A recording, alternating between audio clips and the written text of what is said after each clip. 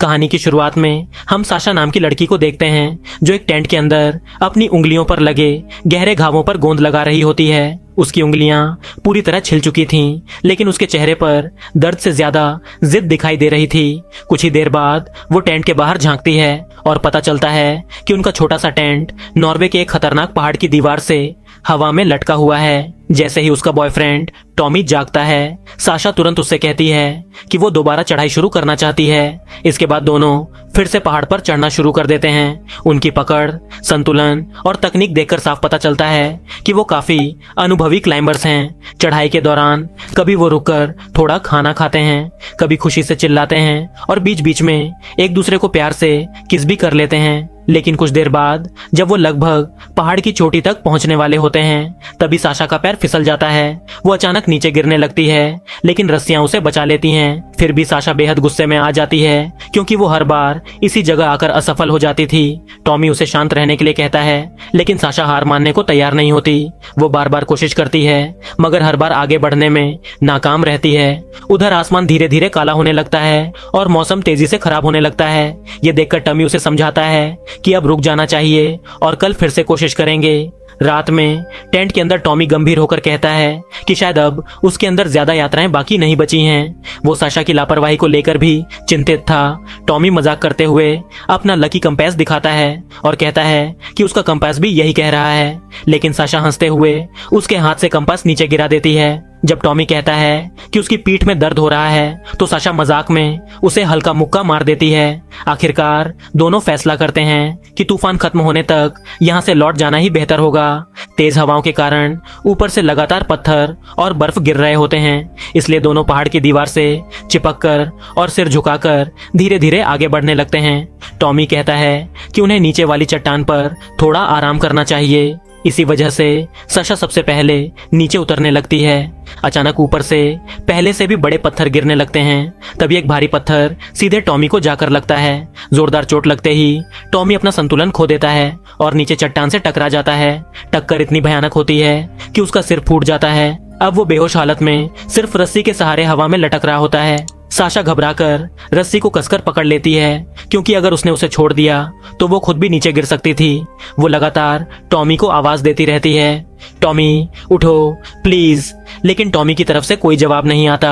धीरे धीरे टॉमी का पूरा वजन साशा को नीचे खींचने लगता है। उसके हाथ फिसलने लगते हैं और अब दोनों की जान खतरे में पड़ जाती है। आखिरकार जिंदा रहने के लिए साशा को एक भयानक फैसला लेना पड़ता है। आंखों में आंसू लिए वो रस्सी छोड़ देती है। साशा चट्टान को कसकर पकड़ लेती है और बेबस होकर अपने बॉयफ्रेंड टॉमी को नीचे गहराई में गिरते हुए देखती रहती है। कुछ ही सेकंड में टॉमी अंधेरी मौत की गहराई में गायब हो जाता है।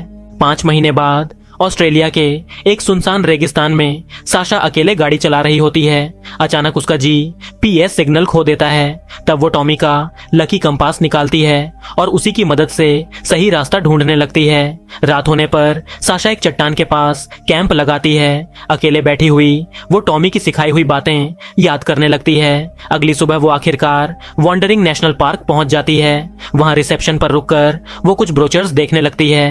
तभी वहां मौजूद रेंजर उसे चेतावनी देता है, अकेले मत जाओ, इस इलाके में लोग गायब हो रहे हैं। लेकिन साशा फिर भी जाने का फैसला करती है। वो जरूरी कागजों पर साइन करती है और आगे बढ़ जाती है। इसके बाद साशा एक ग्रोसरी स्टोर पर सामान खरीदने रुकती है, लेकिन वहां मौजूद 2 शिकारी उसे लगातार परेशान करने लगते हैं। साशा उन्हें नजरअंदाज करने की कोशिश करती है, मगर वो दोनों उसका रास्ता रोक लेते हैं। तभी बेन नाम का एक आदमी बीच में आ जाता है। उसे देखकर दोनों शिकारी वहां से चले जाते हैं। शुक्रिया कहने के लिए साशा बेन से बीफ जर्की खरीद लेती है।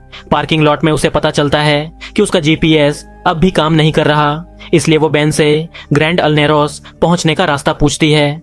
बेन उसे रास्ता बताता है, लेकिन साथ ही ब्लैकस्टोन बे नाम की एक जगह के बारे में भी बताता है। उसके मुताबिक वो जगह कहीं ज्यादा खूबसूरत थी। हालांकि वो साशा को चेतावनी भी देता है कि वो इलाका थोड़ा खतरनाक हो सकता है, लेकिन साशा उसकी बात पूरी सुने बिना ही कहती है, मैं संभाल लूंगी, और वहां से गाड़ी लेकर निकल जाती है। कई घंटों तक सफर करने के बाद साशा एक झील के पास रुकती है। ताकि रात वहीं बिताई जा सके।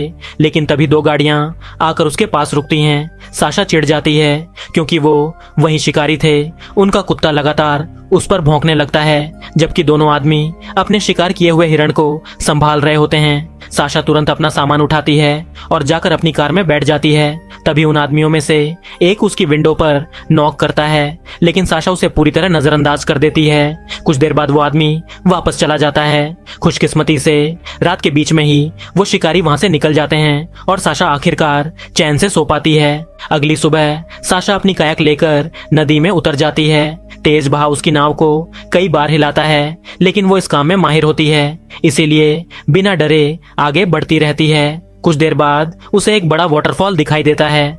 वो पहले अपनी कायाक नीचे फेंकती है और फिर खुद भी पानी में छलांग लगा देती है। लेकिन जैसे जैसे उसका सफर आगे बढ़ता है, उसे कुछ अजीब चीजें दिखने लगती हैं। पेड़ों पर उन कैंपर्स की तस्वीरें और सामान लटके हुए थे जो इस इलाके से गायब हो चुके थे। ये देखकर साशा के मन में डर पैदा होने लगता है। रात होने पर वो फिर से कैंप लगाती है। अपने गीले सामान को सुखाने के लिए पेड़ की शाखा पर टांग देती है और बेन की दी हुई जर्की खाते हुए आराम करने लगती है। लेकिन अगली सुबह उसकी आंख खुलते ही उसके होश उड़ जाते हैं। उसका सारा सामान गायब होता है। घबराकर वो वापस अपने टेंट की तरफ दौड़ती है, लेकिन तभी अचानक एक सांप उसके सामने आ जाता है। इसके बाद साशा फिर से अपनी कायाक लेकर आगे बढ़ती है। कुछ दूर जाने पर उसे एक रास्ते के पास एक छोड़ी हुई नाव दिखाई देती है। उसे शक होता है, इसलिए वो जांच करने का फैसला करती है। पेड़ों के बीच उसे एक छोटा सा कैंप दिखाई देता है और वहां बेन मौजूद होता है। बेन उसे देखकर बेहद खुश हो जाता है। साशा बताती है कि उसके सारे सामान चोरी हो गए हैं, यहाँ तक कि उसका खाना और फोन भी। बेन तुरंत कहता है कि ये काम वोम्बैट्स का होगा। फिर वो अपना खाना उसके साथ शेयर करता है। दोनों बैठकर मछली खाते हैं। इसी दौरान साशा पूछती है कि उसने अपने बीफ जर्की का नाम जेनोस क्यों रखा।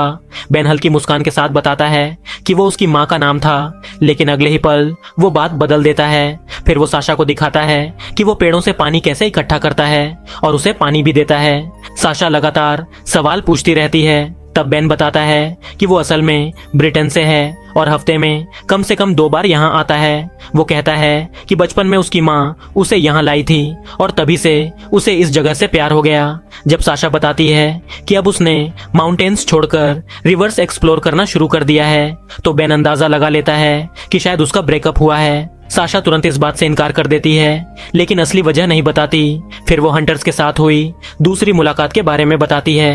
बेन उसकी तारीफ करते हुए कहता है कि उसने सिचुएशन को बहुत अच्छे से संभाला। वो ये भी बताता है कि वो उस कैंप साइट तक इसलिए गया था क्योंकि उसे लगा कि एक अकेली लड़की को मदद की जरूरत होगी, लेकिन वहां पहुंचकर उसे पता चला कि साशा को किसी मदद की जरूरत नहीं है। फिर बेन उसे घूरते हुए कहता है, तुम मेरी माँ की तरह बहुत खास हो। ये सुनकर साशा असहज हो जाती है और तुरंत वहां से जाने की कोशिश करती है, लेकिन तभी बेन उसका रास्ता रोक देता है। उसी पल साशा की नजर उसके हाथ पर जाती है जहां उसका ब्रेसलेट बंधा हुआ होता है। अब साशा समझ जाती है कि उसके सामान का चोर कोई और नहीं बल्कि बेन ही है। बेन बिना शर्म के मान लेता है कि उसी ने उसका सामान लिया था। फिर वो टेंट के अंदर से उसका बैग निकाल कर लाता है। इसके बाद वो अपना क्रॉसबो उठाता है और स्पीकर पर म्यूजिक चला देता है। बेन मुस्कुराते हुए कहता है कि उसने उसके सारे जरूरी सामान वापस रख दिए हैं, लेकिन उसका फोन वो अपने पास रखेगा। फिर वो डरावनी आवाज में कहता है, अब इस गाने के खत्म होने तक जितना दूर भाग सकती हो भाग जाओ। बेन म्यूजिक पर नाचने लगता है और साशा अपनी जान बचाने के लिए पूरी ताकत से दौड़ पड़ती है। वो भागते भागते नदी तक पहुंचती है और तुरंत अपनी कायाक में बैठकर पैडलिंग शुरू कर देती है। जैसे ही गाना खत्म होता है, बेन भी उसका पीछा करना शुरू कर देता है। वो नदी के किनारे किनारे दौड़ते हुए लगातार साशा पर नजर रखता है। नदी का बहाव बेहद तेज होता है। अचानक साशा की कायाक एक वाटरफॉल से नीचे गिर जाती है और कायाक पलट जाती है। काफी संघर्ष के बाद साशा खुद को हारने से छुड़ाती है। वो अपना बैग पकड़ती है और तैरकर किनारे तक पहुंच जाती है। उसकी जैकेट पूरी तरह भीग चुकी होती है और बहुत भारी हो जाती है, इसलिए वो उसे उतार कर फेंक देती है और फिर से भागना शुरू कर देती है। जंगल के बीच दौड़ते समय उसे अचानक लोगों की बातें सुनाई देती हैं। उसे लगता है कि शायद कोई फैमिली आसपास है, लेकिन जब वो आवाज की तरफ जाती है तो वहां सिर्फ एक फोन पड़ा होता है जिसमें वीडियो चल रही होती है। वीडियो में बेन मुस्कुराकर उन फैमिलीज को हेलो बोल रहा होता है जिन्हें वो मार चुका है। तभी अचानक एक तीर उसके पास से गुजरता है। वो समय रहते झुक जाती है और चट्टानों के पीछे छिप जाती है। ऊपर पहाड़ी पर बेन दिखाई देता है। उसे देखते ही साशा फिर भागने लगती है। अब जंगल में एक खतरनाक चेस शुरू हो जाती है। बेन लगातार उस पर एरोस चलाता रहता है। साशा हर तीर से बचने की कोशिश करती है, लेकिन एक तीर उसकी टांग को हल्का सा चीर देता है, जिससे उसका संतुलन बिगड़ जाता है। वो पहाड़ी से लुढ़कती हुई नीचे गिरती चली जाती है और आखिरकार क्लिफ से फिसलकर सीधे नदी में जा गिरती है। साशा तैरने की कोशिश करती है, लेकिन नदी का बहाव इतना तेज होता है कि वो उसे कैनियंस के बीच बहाकर ले जाता है। किसी तरह चट्टानों को पकड़कर वो वाटरफॉल के नीचे बने शांत पॉन्ड तक पहुंचती है और आखिरकार वापस जमीन पर चढ़ाती है। इसके बाद साशा उस फैमिली का फोन चेक करती है, लेकिन गिरने की वजह से वो पूरी तरह टूट चुका होता है। फिर वो बैग खोलती है। अंदर उसे थोड़ा स्नैक और पानी मिलता है। भूख और थकान से बेहाल साशा तुरंत सब खा पी लेती है। उसी बैग में उसे अपना पेपर स्प्रे भी मिल जाता है। वो उसे जल्दी से अपनी सबसे पास वाली पॉकेट में रख लेती है ताकि जरूरत पड़ने पर तुरंत इस्तेमाल कर सके। इसके बाद साशा कैनियंस के बीच दौड़ती रहती है, लेकिन उसे बाहर निकलने का एक भी खुला रास्ता नहीं मिलता। आखिरकार वो अपनी क्लाइंबिंग स्किल्स का इस्तेमाल करने का फैसला करती है। कई खतरनाक मूव्स और फिसलने के खतरे के बाद वो किसी तरह ऊपर तक पहुंच जाती है। ऊपर पहुंचकर साशा पूरे इलाके का शानदार नजारा देखती है। वो अपने बाइनोकुलर्स निकालती है और दूर उसे बेन की बोट अभी भी उसी रास्ते के पास खड़ी दिखाई देती है। तभी अचानक उसे बेन की हंटिंग कॉल सुनाई देती है। वो मुड़कर देखती है तो बेन पहाड़ी पर चढ़ता हुआ उसकी तरफ आ रहा होता है। सबसे डरावनी बात यह होती है कि वो चलते चलते रुक जाता है और दूर से सिर्फ मुस्कुराने लगता है। ये देखकर साशा तुरंत नीचे कैनियन की तरफ भागती है और एक बड़ी चट्टान के नीचे छिप जाती है। वो अपनी सांस रोककर बिल्कुल शांत पड़ी रहती है। बेन धीरे धीरे वहां आता है और चट्टान के अंदर झांकता है। कुछ सेकंड के लिए ऐसा लगता है जैसे बेन साशा को देख लेगा, लेकिन उसे कुछ दिखाई नहीं देता। आखिरकार वो वहां से चला जाता है।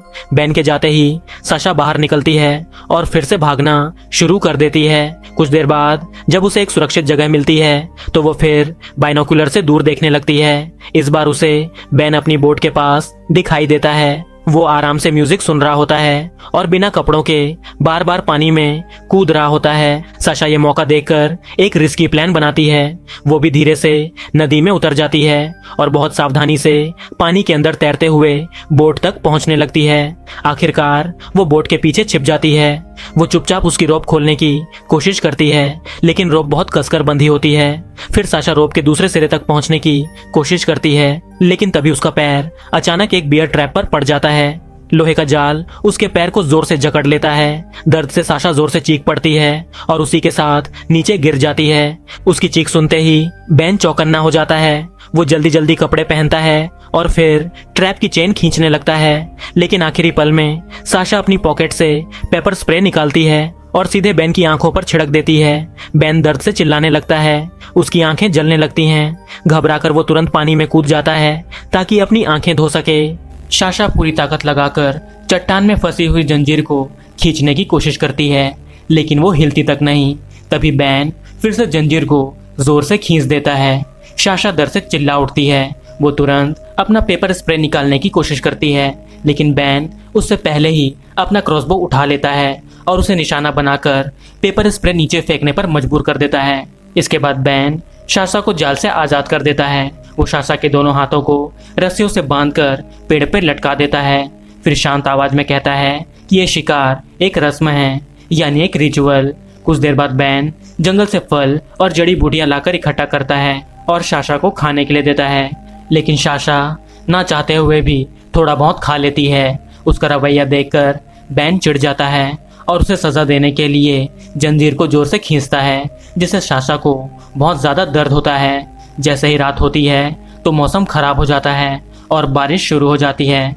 बेन आराम से अपने टेंट के अंदर बैठा रहता है, जबकि साशा बारिश में उसी पेड़ के नीचे बंधी होती है। बारिश की बूंदें लगातार उसके चेहरे और शरीर पर गिरती रहती है। इसी दौरान बेन उससे बातें करने लगता है और कहता है कि रस्में और परंपराएं बहुत ज़्यादा ज़रूरी होती है, क्योंकि वो इंसान को याद दिलाती है कि वो वास्तव में कौन है। उसके अनुसार दर्द सहना भी बड़े होने और मजबूत बनने के लिए बहुत ज़रूरी होता है। फिर वो एक ऐसी जनजाति का उदाहरण देता है जहाँ लोग खुद अपने दांतों को घिसकर नुकीला बनाते हैं। बैन के लिए साहस और परिपक्वता की निशानी होती है, लेकिन साशा उसकी बातें सुनकर और भी ज़्यादा डरने लगती है। अगली सुबह बैन साशा के हाथों में हथकड़ी लगा देता है और फिर वो उसे अपने साथ ले जाने लगता है। साशा बार बार पूछती है कि वो उसे कहाँ ले जा रहा है, लेकिन बैन उसे कोई जवाब नहीं देता। नाव आगे बढ़ती रहती है। कुछ देर बाद बैन बताता है कि उसे रेंजर ऑफिस से साशा का नाम पता चला था। फिर उसने उसके बारे में काफ़ी जानकारी निकाली और उसे टॉमी की मौत के बारे में भी पता चला। बैन कहता है कि मुझे ये बात बहुत अजीब लगती है कि टॉमी जैसा अनुभवी क्लाइंबर अचानक गिरकर कैसे मर गया। उसकी बातों से साफ पता चलता है कि वो इशारों इशारों में साशा पर ही टॉमी की मौत का इल्जाम लगा रहा है। साशा उसकी बातें सुनकर गुस्से और बेचैनी से भर जाती है। उसी दौरान उसकी नज़र नाव में रखी एक लोहे की रॉड पर पड़ती है, जिसे देखकर उसके मन में एक उम्मीद जागती है। वो धीरे धीरे उसकी तरफ हाथ बढ़ाने की कोशिश करती है, लेकिन बैन की नज़र बहुत तेज होती है। वो तुरंत उसकी हरकत पकड़ लेता है और बिना एक पल गंवाए उसे जोर से धक्का दे देता है। साशा सीधे पानी में जा गिरती है। पानी में गिरते ही वो पूरी ताकत से किनारे की तरफ तैरने की कोशिश करती है, लेकिन बैन लगातार बोट चलाता रहता है। उसके पैर में बंधी चेन उसे पानी में घसीटती रहती है। नदी का बहाव इतना तेज होता है कि साशा बार बार पानी के अंदर चली जाती है। कई बार ऐसा लगता है कि वो डूब जाएगी, लेकिन वो किसी तरह खुद को ऊपर बनाए रखती है। आखिरकार काफी देर बाद वो लोग किनारे तक पहुंच जाते हैं। इसके बाद बैन उसे एक ऊंची क्लिफ पर ले जाता है। वहां वो क्लाइंबिंग गियर निकालता है और साशा को भी हार्नेस पहनने पर मजबूर करता है। फिर दोनों सावधानी से नीचे एक गहरी कैवन में उतरते हैं। उसके बाद बैन उसे केव के अंदर और गहराई में ले जाता है, लेकिन अचानक साशा की नजर ऊपर लटकी हुई 2 लाशों पर पड़ती है। उन्हें देखकर उसके पैरों तले जमीन खिसक जाती है। बैन बिल्कुल शांत आवाज में कहता है, कुछ ट्राइब्स मानते हैं कि अगर शिकार की स्पिरिट को अपने अंदर कैद करना हो तो उसका लिवर खाना पड़ता है। फिर वो उस फैमिली के बारे में बात करता है जिसकी वीडियो साशा ने देखी थी। बैन हंसते हुए कहता है कि उस फैमिली ने कोई फाइट ही नहीं की थी। तभी साशा नीचे जमीन पर पड़े बच्चों के शव देखती है और डर से उसकी सांसें रुक जाती हैं। फिर बैन कहता है, मैं कुछ भी वेस्ट नहीं करता। इतना सुनते ही साशा की नजर आसपास सूखते हुए मांस के टुकड़ों पर जाती है और उसी पल उसे सच्चाई समझ आ जाती है। बैन जो बीफ जर्की बेचता था वो इंसानों के मांस से बना हुआ था। ये सोचकर साशा पूरी तरह घबरा जाती है। वो तुरंत वहां से भागने की कोशिश करती है, लेकिन बैन चैन खींचकर उसे वापस अपनी तरफ घसीट लेता है। फिर वो उसके जूते उतार देता है और उसे आराम करने के लिए कहता है। इसके बाद बैन अचानक पूछता है, क्या तुम्हें लगता है मेरे अंदर कोई प्रॉब्लम है? साशा समझ जाती है कि उसे शांत रखना जरूरी है। वो धीरे से कहती है कि शायद लोगों ने उसे बहुत हर्ट किया होगा और वो उसके लिए सिंपैथी दिखाने की कोशिश करती है, लेकिन तभी बैन अचानक अपने नकली दांत निकाल देता है। अब उसके असली दांत दिखाई देते हैं जो बेहद नुकीले और जानवरों जैसे होते हैं। वो साशा की उंगलियां अपने मुंह में डालता है ताकि वो उन दांतों को महसूस कर सके, और तभी बैन अचानक हंसते हुए वहां से भाग जाता है। अब साशा अकेली रह जाती है। उसे समझ नहीं आता कि क्या करे। वो इधर उधर देखने लगती है। तभी उसे एक पुराना सूटकेस दिखाई देता है। उसके अंदर कई पुरानी चीजें रखी होती हैं और उनमें एक फोटो भी होती है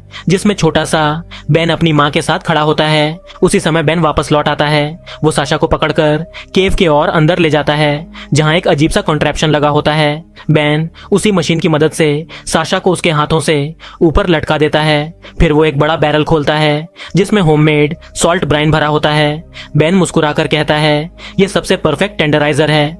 जब साशा उससे उस फोटो के बारे में पूछती है तो बैन बेहद डरावनी बात बताता है। वो कहता है कि उसकी माँ पहली इंसान थी जिसे उसने खाया था। फिर वो मुस्कुराते हुए कहता है, अब वो हमेशा मेरे साथ रहती है। इसके बाद वो साशा को गले लगाता है और कहता है कि जल्द ही वो भी हमेशा उसके साथ रहेगी। ये सुनते ही साशा का गुस्सा फूट पड़ता है। वो बैन को गाली देती है और अचानक उसके कान का एक बड़ा टुकड़ा दांतों से काट लेती है। फिर वो अपने पैरों को बैन के शरीर के चारों तरफ कसकर लपेट देती है। बैन दर्द और गुस्से में तड़पने लगता है। संघर्ष के दौरान वो खुद को छुड़ा तो लेता है, लेकिन उसी में चेन कॉन्ट्रैप्शन से निकल जाती है और साशा नीचे गिर पड़ती है। साशा तुरंत भागने की कोशिश करती है। बेन उसका टी शर्ट पकड़ लेता है, लेकिन कपड़ा फट जाता है और साशा दौड़ पड़ती है। अब बेन चेन पकड़ने की कोशिश करता है, लेकिन साशा जोर से खींचकर उसे उसके हाथ से छुड़ा देती है और अगले ही पल वो सीधे नदी में छलांग लगा देती है। गुस्से से पागल बेन भी तुरंत उसके पीछे नदी में कूद जाता है। वो दोबारा चेन पकड़ लेता है और उसे अपने हार्नेस से बांध देता है। नदी का तेज बहाव साशा और बेन दोनों को साथ में वाटरफॉल की तरफ खींच ले जाता है। अगले ही पल दोनों ऊंचाई से नीचे गिरते हैं और खतरनाक रैपिड्स में जा पहुंचते हैं।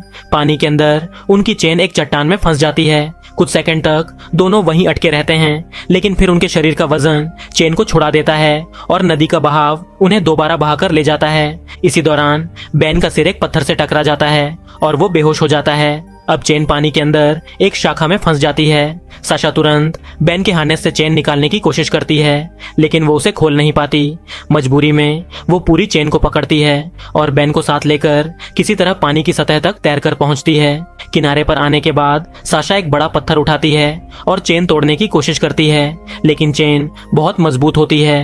तभी अचानक बेन होश में आ जाता है। उसे जागता देख साशा तुरंत उस पर टूट पड़ती है। वो बेन को पानी के अंदर धकेल देती है ताकि उसे डुबोकर मार सके, लेकिन बेन उससे कहीं ज्यादा ताकतवर होता है। वो खुद को छुड़ाकर फिर ऊपर आ जाता है। अब साशा चेन को उसके गले में लपेट देती है और पूरी ताकत से उसका गला दबाने लगती है। बेन गुस्से में उसे जोर से धक्का देकर गिरा देता है और उसके ऊपर बैठकर उसका गला दबाने लगता है। साशा तड़पती रहती है। उसकी ताकत धीरे धीरे खत्म होने लगती है। उसके चेहरे पर दर्द और घुटन देखकर बेन को अचानक अपनी माँ की याद आ जाती है और तभी वो उसका गला छोड़ देता है। मौका मिलते ही साशा जोर से उसे मुक्का मारती है, फिर वही पत्थर उठाकर बेन की टांग पर बार बार मारने लगती है। दर्द से तिलमिलाया बेन पलटकर उसके चेहरे पर जोरदार लात मारता है, जिससे साशा की नाक टूट जाती है। इसके बाद बेन अपनी पॉकेट नाइफ निकालता है और अपनी पैंट काटकर टांग देखने लगता है। तभी उसे पता चलता है कि उसकी टांग सच में टूट चुकी है। अब दोनों बुरी तरह घायल हो चुके होते हैं।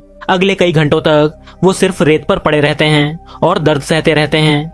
धीरे धीरे रात हो जाती है। अंधेरा बढ़ते ही साशा अचानक चुप हो जाती है। फिर वो धीरे से बताती है कि उसे अंधेरे में डिप्रेशन महसूस होता है। इसके बाद वो टॉमी के साथ हुई घटना के बारे में सच बताती है। रोते हुए साशा कहती है कि उसे आज तक नहीं पता कि जब उसने रोप छोड़ी थी तब टॉमी सच में मर चुका था या अभी जिंदा था। वो खुद को दोष देती है और मानती है कि उसे टॉमी की बात सुननी चाहिए थी, न कि हर वक्त खुद को साबित करने की जिद करनी चाहिए थी। अगली सुबह साशा देखती है कि बेन की चोट सड़ने लगी है। वो उससे जंगल वाले रास्ते के बारे में पूछती है। बेन बताता है कि वहां से बाहर निकलने में कम से कम 12 दिन लगेंगे। ये सुनकर साशा समझ जाती है कि बेन इतना लंबा सफर नहीं बच पाएगा, इसलिए वो कहती है कि उन्हें ऊपर क्लिफ चढ़ना होगा। बेन उसे पागलपन कहता है, लेकिन साशा साफ कहती है अगर हमने क्लाइंब नहीं किया तो इन्फेक्शन तुम्हें मार देगा। अब बेन के पास कोई और रास्ता नहीं बचता। वो अपना हार्नेस उसे दे देता है ताकि साशा क्लाइंब लीड कर सके, लेकिन साथ ही वो चेतावनी भी देता है ऊपर पहुंचते ही मैं तुम्हें छोड़ दूंगा, लेकिन अगर क्लाइंब करते वक्त मुझे गिराने की कोशिश की तो मैं तुम्हें भी अपने साथ नीचे ले जाऊंगा। इसके बाद बेन आखिरकार साशा के हैंडकफ्स खोल देता है। साशा तुरंत रोप्स को सही तरीके से बांधती है और उसकी टूटी हुई टांग के लिए एक मजबूत सपोर्ट तैयार करती है। फिर दोनों की खतरनाक क्लाइंबिंग शुरू होती है। नंगे पैर होने के बावजूद साशा अपनी शानदार क्लाइंबिंग स्किल्स दिखाती है और धीरे धीरे ऊपर बढ़ने लगती है। कुछ देर बाद जब बेन उसकी नजरों से दूर हो जाता है, साशा चुपके से अपना हार्नेस निकालने की कोशिश करती है, लेकिन बेन उसकी हरकत देख लेता है। वो तुरंत रोप्स को जोर से खींच देता है, जिससे साशा का संतुलन बिगड़ जाता है और वो नीचे गिरने लगती है। गुस्से में साशा उसकी टूटी हुई टांग पर लात मारती है और कहती है कि वो सिर्फ हार्नेस ठीक कर रही थी। क्लाइंब लगातार आगे बढ़ती रहती है। इसी दौरान बेन अचानक उससे पूछता है जब टॉमी गिरा था क्या वो सच में गिर रहा था, लेकिन साशा इस सवाल का कोई जवाब नहीं देती। आखिरकार साशा एक छोटी सी चट्टान तक पहुंच जाती है। वहां वो रस्सियों को पास उगे एक पतले पेड़ से बांध देती है फिर धीरे धीरे अपना हार्नेस उतारने लगती है, लेकिन नीचे लटका हुआ बेन उसकी हर हरकत पर नजर रखे हुए था। जैसे ही उसे शक होता है वो अचानक रस्सी को जोर से खींच देता है। साशा का संतुलन बिगड़ जाता है और वो सीधे खाई की तरफ फिसलने लगती है। कुछ पल के लिए ऐसा लगता है जैसे अब उसका बचना नामुमकिन है, लेकिन आखिरी सेकंड पर वो पेड़ को कसकर पकड़ लेती है। उधर बेन लगातार रस्सी खींचता रहता है और उसी खींचतान में साशा का हार्नेस पूरी तरह निकल जाता है। अब साशा आजाद हो चुकी थी। वो धीरे धीरे खुद को ऊपर खींचती है और दोबारा उस चट्टान पर चढ़ाती है। फिर बिना एक पल गंवाए वो रस्सियां खोल देती है। अगले ही पल बेन गहरी खाई में गिरने लगता है। उसकी चीखें पूरे पहाड़ में गूंज उठती हैं और कुछ ही सेकंड में वो नीचे अंधेरे में गायब हो जाता है। साशा कांपती हुई वहीं खड़ी रह जाती है। उसने आखिरकार खुद को उस राक्षस से बचा लिया था, लेकिन उसकी मुश्किलें अभी खत्म नहीं हुई थीं। उसके पास अब कोई क्लाइंबिंग इक्विपमेंट नहीं था, फिर भी वो चढ़ाई जारी रखती है। हर कदम मौत के बेहद करीब था। लंबी और खतरनाक चढ़ाई के बाद आखिरकार साशा पहाड़ की चोटी तक पहुंच जाती है। वो थककर जमीन पर गिर पड़ती है। पहले वो राहत की हंसी हंसती है, लेकिन अगले ही पल उसकी आंखों से आंसू बहने लगते हैं। कुछ देर बाद साशा उठती है और घंटों तक अकेली चलती रहती है। आखिर रात के समय उसे एक सड़क दिखाई देती है। तभी एक कार वहां से गुजरती है। ड्राइवर उसकी हालत देखकर तुरंत गाड़ी रोक देता है और वो लोग उसे अपनी गाड़ी में बैठा लेते हैं। अगली सुबह साशा वापस रिसेप्शन सेंटर पहुंचती है। वहां वो रेंजर्स को उन सभी लापता लोगों की लोकेशन बताती है जिन्हें बेन ने मारकर जंगल में छुपा रखा था। कुछ समय बाद अथॉरिटीज वहां पहुंचती हैं और सभी बॉडीज बरामद की जाती हैं। पूरा मामला जल्द ही न्यूज चैनल्स पर फैल जाता है। जब आखिरकार साशा को जाने की इजाजत मिलती है तो वो सीधे समुद्र किनारे पहुंचती है। उसके हाथ में अब भी टॉमी का वही लकी कंपास होता है। वो उसे प्यार से चूमती है और फिर समुद्र में फेंक देती है और इसी के साथ ये कहानी यहीं पर खत्म हो जाती है। तो दोस्तों, उम्मीद करता हूँ कि आपको ये एक्सप्लेनेशन पसंद आई होगी। अगर आपको पसंद आई तो इस वीडियो को लाइक, शेयर और चैनल को सब्सक्राइब कर दीजिए। और इसी तरह की वीडियो देखने के लिए स्क्रीन पर आ रही वीडियोस या फिर डिस्क्रिप्शन में दिए गए लिंक को चेक कीजिए। मिलते हैं अगली वीडियो में, तब तक के लिए बाय।